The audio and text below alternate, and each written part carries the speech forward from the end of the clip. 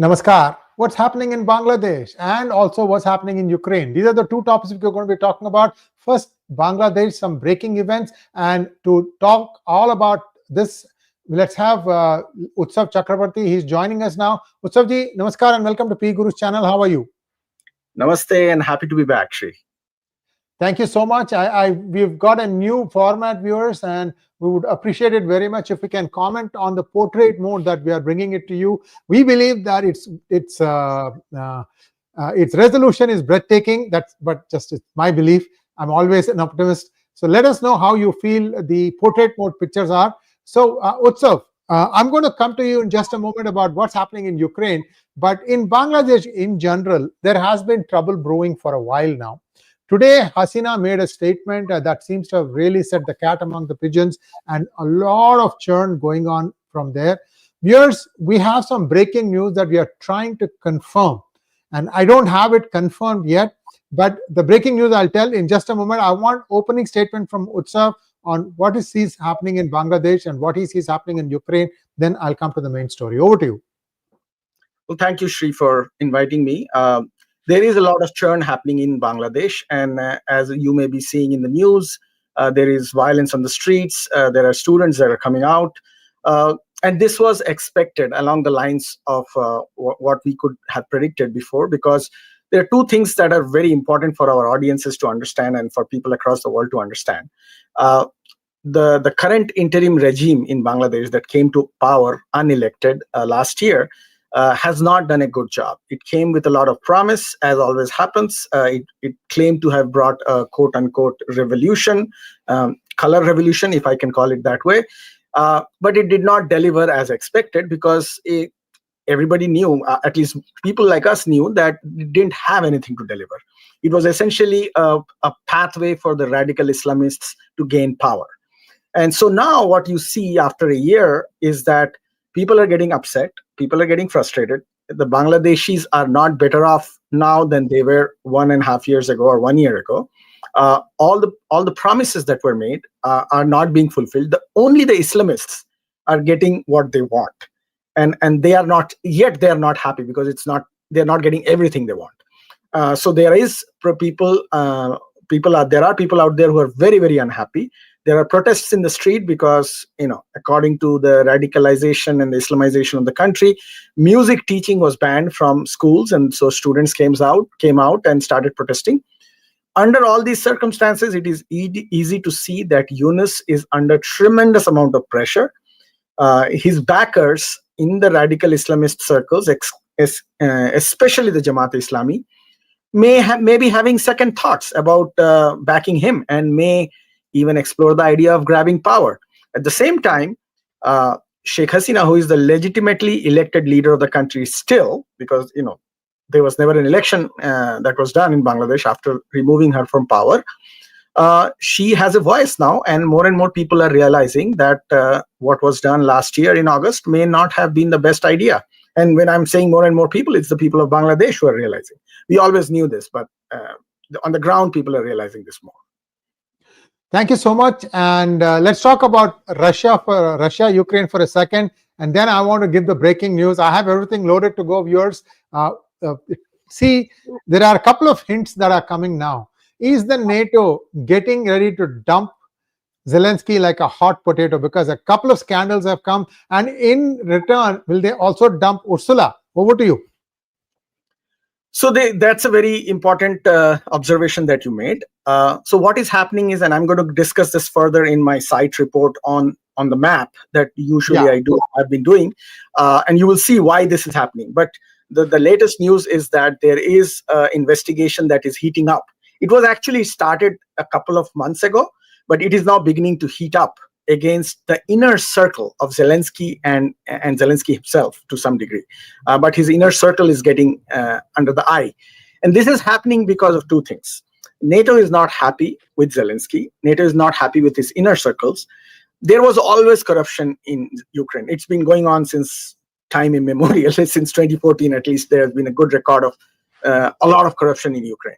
But NATO is focusing, or EU countries are focusing on it now more, because they are looking for a pathway to delegitimize Zelensky, because they are very unhappy with him. And I think he has He has run his course. There are other alternative leaders they are looking at, and that is why probably these issues are being brought forward. Now, there needs to be an understanding that within Ukraine, Zelensky still has a lot of support in the current ruling structure. The SBU, which is their intelligence unit, their army, a big chunk of their army, that and at least their commanders, are still loyal to Zelensky and to the SBU. And the SBU is loyal to Zelensky. So there is going to be a pushback from the power structure within Ukraine against their benefactors, which is NATO and United States. And so what you see now in terms of corruption scandal is essentially a tussle for upper hand between the existing ruling structure in Ukraine and its intelligence apparatus led by Budanov and the NATO EU structure. Thank you so much. A small request to all of you to please like this video. I'm going to put up a X post that I have been double checking, and let's first take a look at the post. The post says that Yunus is set to leave the country tomorrow. This came a few hours ago, as the Bangladesh army prepares to take charge and restore order.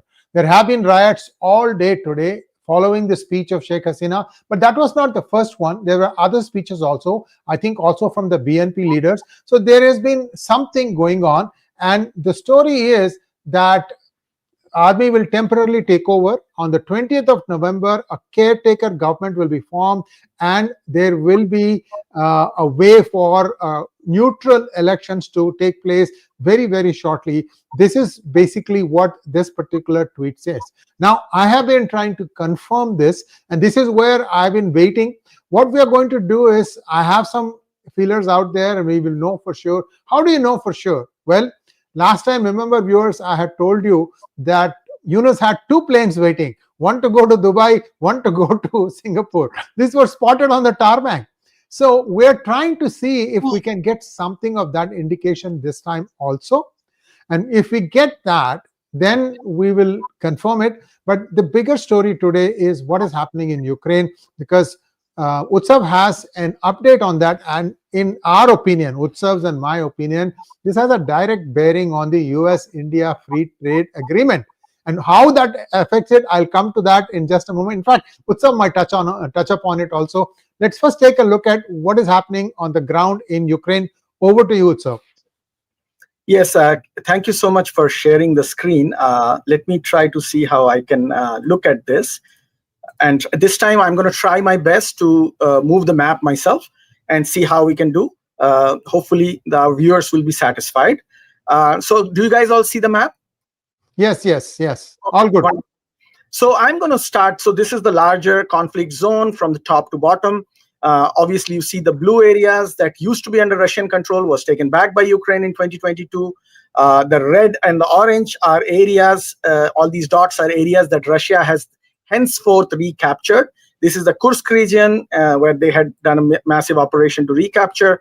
So now I'm going to go in, zoom in, and start moving from the left corner all the way up to see where the real fighting is happening, what are the changes that are happening. And it will also tell our viewers here why the investigation against Zelensky and the corruption charges that are now being brought up, why they are happening, what's the connection between these. So what you see here is that on the ground, starting with this corner on the westernmost part, this is the Zaporizhia region, and this is where one of the largest nuclear power stations are in the 𝗟𝗏𝗏 area. This is the world's largest nuclear power station, Europe's largest nuclear power station, and which is under Russian control now. This is the Dnipro River. This used to be a dam and full of water. Now it has been emptied because of fighting, and the dam was blown up. You see that the Russians are slowly beginning to move up from this direction and take control of this area. The goal that Russians have here is that because this area cannot be transferred with heavy vehicles because it's very soggy and muddy, and in winter it will get worse, and the Ukrainians cannot move any armored or mechanized movement on this surface, the Russians are using this advantage to try to move up to Zaporizhia and do an envelopment on the left side. On the right side, they are moving very fast in this region. Just in the last 1 month, they have conquered this entire area. And this is happening because the Ukrainian defense in this area is very poor. The Ukrainians have been primarily focusing on this area in the Pokrovsk and the Kupiansk area. So the Russians are having an upper hand. They are moving very fast. These are the two defensive lines. You see the blue lines here that the Ukrainians have. And the Russians are trying to bypass those two defensive lines by moving behind them up in this area along Andriivka and Novoandriivka. So this is the area. Eventually, I think that in the next month or two, the Russians will try to move up into this area. They will try to put a siege, similar to what is happening in Pokrovsk now, on the city of Guliapol, which is a very powerful urban area and a strong point for the Ukrainians. And once that happens, then this area will be under tremendous pressure from the Russians. And eventually, maybe in the next year, if the war continues, this area will fall into the hands of the Russians. And if that happens, I think Ukrainians can say goodbye to this 値rgodar region and this area. It will be impossible for the Ukrainians to recover it. Now, moving into the Pokrovsk region, which is now in the news, and many of our viewers may be hearing about it in mainstream media. Last time when I spoke 2 to 3 weeks ago, I had discussed how the city of Pokrovsk was being targeted. So last time the map was more or less around this area. So in the last 3 weeks, Russia has fully taken over the city of Pokrovsk, and there is no chance for the Ukrainians to reconquer it back. In fact, about 2,000 to 3,000 Ukrainian soldiers are trapped in the area of Mirnograd, which is this area. In fact, the reason there are more soldiers trapped here is because the Ukrainians thought that the Russian attack is going to come from the east. And that's, this is the side of Donetsk. And they had much better defenses on this side, except that the Russians over the last year moved below and flanked them and went to Pokrovsk first and left Mirnograd. So now the entire Ukrainian defensive setup that was facing east has been circled from behind. Now, the silver lining here is that last time you had also seen in the map that this area was also taken by the Russians up in the north here, especially this area of Zetyask, or I'm mispronouncing it, and Sukhetsky. So this area, the Ukrainian Azov battalion, which is their special forces equivalent, which is a very, very highly motivated neo-Nazi movement, they put a tremendous amount of resources and fighting and successfully pushed back the Russians from this area. They also pushed back the Russians from this area, the Zoloty area, which the Russians had conquered when I spoke last time 3 weeks ago. So what that enabled the Ukrainians in the Pokrovsk-Mirnograd area is that they opened up this road. You see this road going north here. That road, which was previously under Russian fire control, was opened up, and a lot of Ukrainian soldiers were able to flee this area, even though now you can see that the Russians have some control over this area. So now they cannot flee anymore. But in the last 2 weeks, that was something that the Ukrainians pulled off successfully to save at least 1,000 soldiers. Moving further east, you see the Russians are already on the outskirts of Konstantinivka, which was pretty much where they were when we spoke 2 weeks ago. So not much movement in this direction. In Siversk, Russians have moved further. You see the city of Siversk. The Russians are on the edge. They are going to eventually take this city. Most likely what they will do is they will move in from the south and try to move in from Dronivka here and block the highway, and then do what they did in Pokrovsk, which is to envelop them, cut off their supplies, and take away the city. Last time when we spoke, the Russians were on the outskirts of Liman. They are still on the outskirts. In fact, I don't think there has been much movements in the last 3 weeks. So the Russians are essentially trying to bypass Liman and cut off the supply routes on the northwest and the southeast, with only this road open. And that way they will try to do through Liman what they are doing to every other city. Further north, if we go up here, we had discussed Kupiansk last time, and we had discussed how on the eastern bank of the river, there is a big Ukrainian stronghold that has been surrounded. The main city of Kupiansk has fallen to the Russians. Last time they had not cut up this highway. These two highways were still open when we spoke 3 weeks ago. So in the past 3 weeks, the Russians have taken over, cut off these highways. The center of the city is in Russian control. The river separates the two. This side of Kupiansk is now isolated.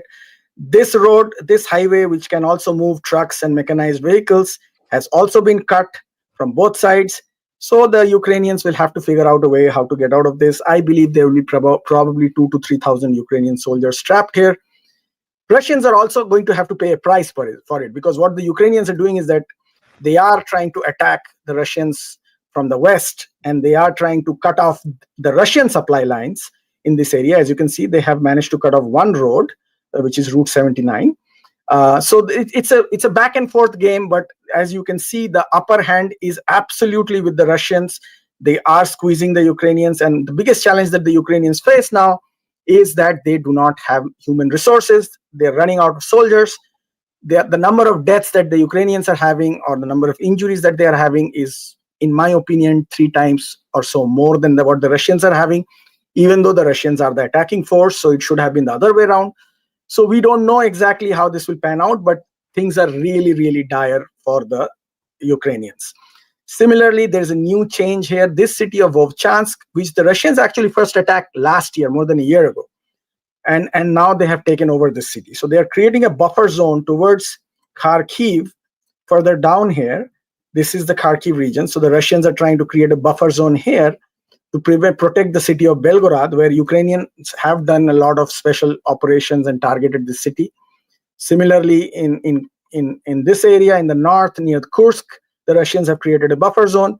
All in all, doesn't look good for the Ukrainians right now, which takes us back to the issue of the fight that is happening between the NATO and Americans and Zelensky, because I think EU is trying to push Zelensky to send more soldiers, recruit more soldiers, and there are no people to fight on the Ukrainian side. So it's not good. So, interesting story that came. Angelina Jolie decides to take a visit to the war-torn area. She gets a driver. She's sitting off in a car, goes to a check post, and this driver is 16 years old. The driver is pulled out of the car, and Ukrainians tell him, "You go join the army. We need funds." Yeah,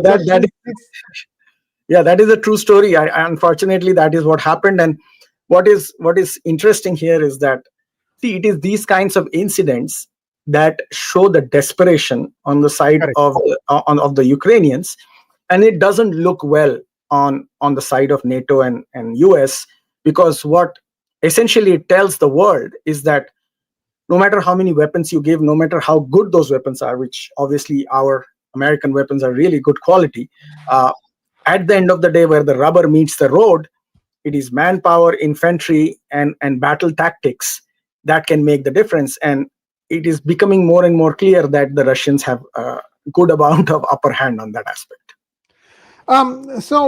Regime change, assuming that that's what it is headed towards, how is that going to help Ukraine, Utsav? I don't think that the regime change is going to help Ukraine. What I believe is that Zelensky is running out of friends in the West. He obviously didn't make that many friends in the American new establishment under President Trump. He was always considered a Biden guy, somebody who was close to the Biden administration. So there are new options that the Western countries are exploring. Obviously, the previous head of the military, Zaluzhny, who is currently the ambassador of Ukraine to UK, he's in London. Zaluzhny is a very good option that the Westerners, especially the British, are looking at. He is a charismatic personality. He is far more right-wing than Zelensky. He has more support amongst the Ukrainian nationalists and what many would call neo-Nazis or Nazis. I won't say any further on that, but it's interesting to see that Zaluzhny has a lot of future. The mayor of Kyiv, Klitschenko, who used to be a MMA fighter, he is very familiar to the Western leaders because he used to live in the US and Europe a lot. He is also a potential candidate because he's somebody who is very friendly to the West. He's very familiar with the leadership in the West. He's the mayor of Kyiv. So you never know. He might be the next leader. But it doesn't look good for Ukraine on the ground. And that is something that we all have to be aware of. What it does in terms of impact on geopolitics, especially the US-India relationship, is that it sends a message to our government in Washington, D.C., that no matter how much sanctions we put on Russia, no matter how much we have tried, and trust me, we have tried to squeeze Russia on the economic front, the fact that China has stood by Russia, as much as it has, Russia has managed to deal with the impact to some degree. And this desire and expectation that the Russian economy will somehow collapse, or there will be some kind of a cataclysmic series of events that will change the direction of where Moscow is heading today, hasn't unfolded. So I think we are running out of options in the West to deal with this situation. Thank you so much. And I still haven't gotten any update on what's happening as far as Yunus is concerned. Although some news is coming that Yunus is trying to be more like I'm going to have like a interim government, blah blah blah, something like trying to save face. But the important thing is, which way is the army chief leaning? And this is the one critical factor. Utsav, I don't know if it was on your show or somewhere else. I think India saved his, I don't want to use a three-letter word, his skin a couple of times. See, so I don't know much. So, until I know everything in detail, I really cannot say much. But what I can say, what I feel is happening is that there is no doubt Yunus is losing power. There is, whether he's going to be leaving, or I really don't know. It's impossible to know these things until they happen. But he does have a really downward trend in terms of his future, and that's not just because Sheikh Hasina and her party, as well as the army, are gaining strength and gaining power within the country. That is already happening. What is the real reason why Yunus is losing power is that his own backers in the Jamaat-e-Islami, which is literally the only backers he had, he was their proxy, they themselves are not very happy with him. And they themselves see themselves as gaining power in the country in the future. So Yunus is kind of getting orphaned. I mean, the people Yunus did the coup against don't like him, obviously, and they are gaining back their popularity. And the people who supported him to do the coup also don't like him anymore. So from that perspective, he's not looking good. But I don't know the details of what's happening right now. Utsav, so they got in through the proverbial political bullet. Now they are trying to cement it using the ballot. Let's see how this thing plays out. And this is Sheikh Hasina's announcement. Today we are still on the 13th. So tomorrow morning is where she said that we are going to have protests on the street. This is Awami, reasserting itself. Interesting days ahead for Bangladesh. And if there are any questions, there are a few questions, Utsav, for you. Maybe we can take those. Okay. First question, is India still buying Russian oil, please? I heard from a UK politician that the current PM is having secret links with Ukraine president. Is it true? Of course he does secret links with you. UK has been one of the most steadfast backers of Ukraine. In fact, many people would say that it was former Prime Minister Boris Johnson who convinced Zelensky to continue the war under the belief that somehow it will put Russia beyond the brink. It didn't happen. But UK has been a steadfast backer of Ukraine in the European Union. It's probably the biggest backer of Ukraine at this point of time in the European Union, followed by France and Germany, and Finland and Poland. Poland is obviously a smaller player, but that's how I see it. And in terms of, is India still buying Russian oil? I believe so. I think President Trump gave a statement a couple of days ago where he said that India is buying less Russian oil. So I believe that our leadership in Washington, D.C. also acknowledges that India is still buying Russian oil, because that's, when you say somebody is doing something less, it means they're still doing it. So India is, in my opinion, buying. My dear man, we have an update. In October 2025, India's crude oil imports from Russia was about 148 million barrels per day, or 1.48, I think, up from 1.44 million barrels per day the month before. It's gone up a little bit.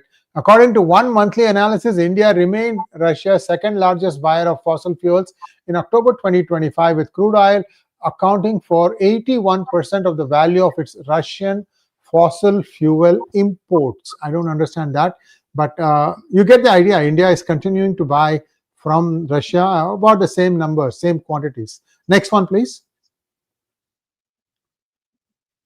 Was that the last question? Let me see. There's one more. Will 𝗤𝗏𝗍 recommend Nobel Peace Prize for Trump? You know, it's quite ironic. I saw a photograph of 𝗤𝗏𝗍 with Brian Mast, Congressman Brian Mast, who lost both his feet. He lost both his feet in an IED explosion while he was posted in the military, U.S. military in Afghanistan, when he was still in the military. So now he's a member of Congress. He's one of the most powerful members of Congress with dealing with foreign policy. Standing right next to 𝗤𝗏𝗍, the irony here is that 𝗤𝗏𝗍 was one of the earliest Al-Qaeda operatives in Iraq when U.S. was still in Iraq, before Obama came, before during the time of President Bush, who had perfected the technology of IED and blowing up vehicles with improvised explosive devices. So 𝗤𝗏𝗍 is, you can say, the great grandfather of IED devices, which later the Taliban used to blow up today's Congressman Brian Mast's leg. So there was a photograph where Congressman Brian Mast and 𝗤𝗏𝗍 were standing next to each other, and that, I guess, is the irony of geopolitics in today's world. Next one. A art of war by other means. That is what is politics. Manosan wants to know, is Russia fighting a long-term war, or could Ukraine forces collapse and roll back? Is Russia planning to grab entire Black Sea coast, including Odessa? Would that happen soon or take a long time? See, Russia is prepared for a long-term war. That much I can tell. The reason I believe that is because in the Russia, if you were to put yourself, see, we in America, we think in global terms from American perspective, because we are in this country, we understand how the world works through the lens of America, and same for Indians who are in India. In the case of Russia, Russia carries the memories of the Cold War, and Russia dreads those memories. So Russia has worked very hard over the last 2 decades to plug in the gaps that in their analysis led to their defeat in the Cold War. And in my opinion, Russia has done a pretty good job in plugging those gaps, in removing their structural deficiencies because of which they lost the Cold War, as the Soviet Union, which they were at that time. So Russia is preparing for a long-term war, no doubt about that. Russia does want to control the tempo of the long-term war. So Russia doesn't want to cross red lines. Russia is very graduated in its approach towards this war because Russia doesn't want to let things go out of its control. It wants to fight a managed conflict that will not impact its population beyond what it can manage. So the next part of your question, could Ukrainian forces collapse and roll back? Yes, I believe Ukrainian forces can collapse, because what happens in an attrition war, the war where both sides are trying to damage each other every way possible, energy infrastructure, logistics, weapons, infantry or soldiers, they're trying to beat each other out into submission. In that kind of conflict, one of the sides usually has a breaking point. And so far it looks to me, things can change in reality. So far it looks to me that Ukrainian army will be the one that will have the cataclysmic collapse at some point. As I was showing in the map, if the city of 𝗤𝗏𝗄𝗏 falls, which was on the first half of the conversation in Zaporizhia, this portion of the map, if the city of 𝗤𝗏𝗄𝗏 falls, then there could be a cataclysmic collapse in the Russian camp. But that needs to be seen. But you can remove the map now. We can have the conversation. Is Russia planning to grab entire Black Sea coast, including Odessa?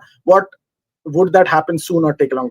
I believe the Europeans have worked very, very hard to ensure that Russia doesn't capture Odessa. I also believe that there are French and British special forces, SAS and French, International Legion, Foreign Legion, whatever they call it. There are special forces in Odessa from the European countries. They will not let Odessa fall, because the entire strategy of the Western countries, given their historical obsession with Crimea, is that they don't want the only warm water port in Ukraine to get blocked, which is the city of Odessa. And Russia feels it's equally important to grab it. So I do not see Odessa falling unless the war continues for another 2 years. But again, war is unpredictable. Nobody can predict real wars. If somebody claims they can predict, it's fluke or they're just being bombastic. So I won't claim that Odessa would fall that easy. See, there is a reason why this is happening, viewers, because there is a small patch of land called Transnistria that is sandwiched. That is sandwiched between Ukraine and Moldova, and I think Poland, if I remember correctly. Correct. If you it is separate from all this, and it is Russia controlled, isn't it? Yeah. If you show the map again, I can show Transnistria. Yeah. So Transnistria is basically, are the audiences seeing the map? Yeah. Go ahead. Okay.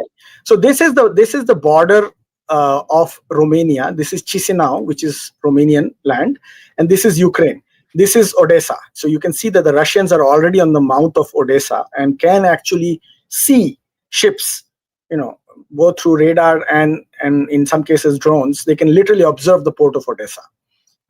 But this is, you see Chisinau, and you see this strip of land that I'm putting my hands over is the piece of land. This is the piece of land that is called Transnistria, and this piece of land is what is a Russian enclave between Romania and Ukraine. And initially, when the war started, Russia's goal was to take Odessa and connect with Transnistria and kind of create a larger strategic envelopment and cut Ukraine off from the Black Sea. That did not happen. And that, if we were to look at it impartially, that would be considered a strategic victory for the NATO and the US alliance, that they were able to cut off Russia from taking over Transnistria. So, that's the silver lining I can say on this issue. All right. Next question, please.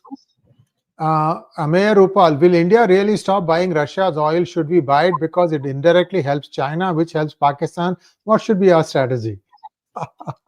I don't know what India's strategy should be. I'm sitting here in Washington, D.C. I have no way to advise anybody in India on their strategy. But what I can say is that India, it seems to me, has plans to continue to buy Russian oil purely from its own perspective, own benefits. India is benefiting tremendously. It's able to keep inflation down.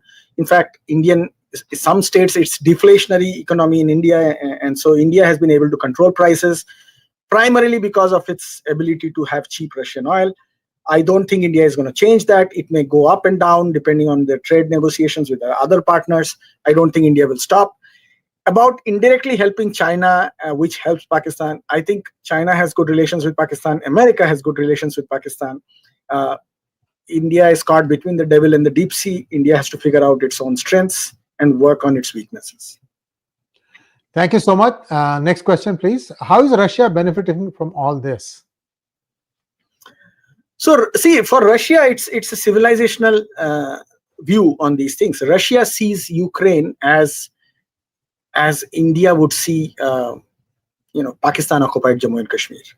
Even though Ukraine is an independent country, Russia had acknowledged that it was an independent country. Russia has accepted it as an independent country, but Russians see Ukrainians as their civilizational brethren. Ukrainian nationalists don't see it that way. They consider Russians to be less Russian than the Ukrainians themselves think of themselves as Russians. The Ukrainians think they are the real Russians. The Kievan Rus, the historical Kievan Rus was, as they say, in Kiev. Russians think that Ukraine is their backyard. It's a way of looking at things. So Russia does want to have as much of Ukraine as possible. It is true, though, that we have to accept that eastern part of Ukraine, about 60% of Ukraine, is very Russian. They speak Russian language. They consider themselves, they're culturally very Russian, despite nearly 10, 15 years of efforts by Ukrainian nationalists to change that identity. They have not succeeded. So there must be enough Russian identity in Ukrainians that has led them to continue to think of themselves as Russians. So it's a complicated thing. Russia sees itself benefiting from it. Geopolitically speaking, Russia doesn't want the NATO forces to be able to position their nuclear-capable missiles any further than Poland. And Russia, this is some of the things that have been Russians claim they have been saying from the beginning that was leading to this conflict. Russia keeps saying that when the Soviet Union broke up, advisors of President Reagan and George Bush, when treaties were being signed, when the Berlin Wall came down, they had promised, and I have seen videos where it seems that they have promised that on record, that the NATO will not expand beyond Germany. And then NATO kept on expanding. It took Poland in, it took Romania in, it took many other countries in. Russians think of that as a betrayal. Russians feel that that is something that is never going to stop. Then obviously in the 90s, the Serbian-Croatian conflict happened. The Russians feel that Slavs are being targeted by, so it's a multiple set of reasons. They feel aggrieved. For them, this is a civilizational war. Thank you so much. A lot of things that I wanted to touch upon, like nuggets of data actually. Angela Merkel, after signing the Minsk II accord, they were first Minsk I, that nobody did anything. The Ukraine didn't do its part. Then there was a Minsk II, which Putin signed. And they were supposed to have implemented that. That included giving a fair amount of autonomy to the Donbass region. And the thing was signed. A few days later, Angela Merkel comes on an interview and says, we have no intention of accepting the terms of implementing Minsk II Accord. How do you think Putin is going to feel? See, these are all little things. I know you probably say, well, now you're suddenly a Russia supporter. No, I'm just saying, these are all some of the ground facts here. Not only that, I think Bojo goes to a Norway newspaper and claims that the MI6 units are embedded with the Ukrainians. Yeah. So yes. Yeah. I completely agree. These are your guys. You are saying all these things. Not only that, third thing, this is the biggest one. 64 kilometers column of trucks was military trucks were stationed just outside Kiev. And 1 month after the conflict started, Ukraine was about to sign the deal, and in a goodwill gesture, Putin pulled out all those trucks. They all went back to Belarus or Belarus. Yeah. Belarus. And what happens? Bojo comes in and prevents Zelensky from signing that agreement, and suddenly, Russia looks like the fool. I'm just telling you guys, these are all things that actually happened in the last few years. And whether Russia is going to continue, I have a feeling even today, whatever land that they are getting back or they are getting from Russia, from Ukraine, I'm sorry, these are all majority Russian-speaking areas, as far as my knowledge goes, including Odessa, I believe. There has been a fair amount of ethnic cleansing that is alleged in Odessa of Russian-speaking people. That also has happened over the past few years. That's what I'm hearing. Also, the biggest kicker, in my opinion, you can tell me, Utsav, this is true or not. After coming to power, Zelensky banned usage of Russian language as an official language in Ukraine. Is this true? That's correct. There have been re-education camps in schools. The students get punished if they don't speak Ukrainian. And students usually, the irony of the situation is that in class they are forced to speak Ukrainian, and sometimes when they go out in the recess or they play out in the park, they start speaking to each other in Russian. And then they but see, some of it is also Russian propaganda. We have to understand that Russia will give its version out as part of its propaganda. But if you were to look at this conflict neutrally, and what I am saying here has been said by even Vice President Vance in many of his communications before he became Vice President, there is a reason to believe that Russia feels genuinely aggrieved by a series of events that unfolded over the last 15-20 years, starting with NATO's promise of not expanding eastwards. And so at this point, the way, if you see the way Russia presents itself in communications and conversations, it's literally saying that we do not trust you guys. You have to do something to make us trust you before we do anything from our end. And I think that is this lack of trust has caused so much bloodshed in this part of the conflict, because now both sides obviously don't trust each other, and Russia is saying, we have had enough. We are willing to pay with blood the price of ensuring a safety for ourselves, and that's not a good place to be. Thank you so much. And Bangladesh still boiling. We may have an update tomorrow. See, all these things point, if something happens, it could very well happen tomorrow, viewers. Why I say that is it is expected that NDA is coming back with a good majority in Bihar. this is what the exit polls are saying. Again, exit polls all seem to come from one source. If that one source gets it wrong, the whole thing will go for a toss. So don't kill me if this thing happens the other way. But those are not trustworthy. just so these are all things that are happening nowadays, where there is some action, everybody's looking in this direction, the real action happens somewhere else. So thank you so much, Utsav. We've taken 40 minutes. I can't believe it. I mean, this thing went so fast. Viewers, your support is vital, and this is really late at night in India. Wherever you are watching from, thank you so much for joining us. I know the notifications did not go out for this one yet. We see a very good crowd. You are a star, Utsav. You are a great crowd puller.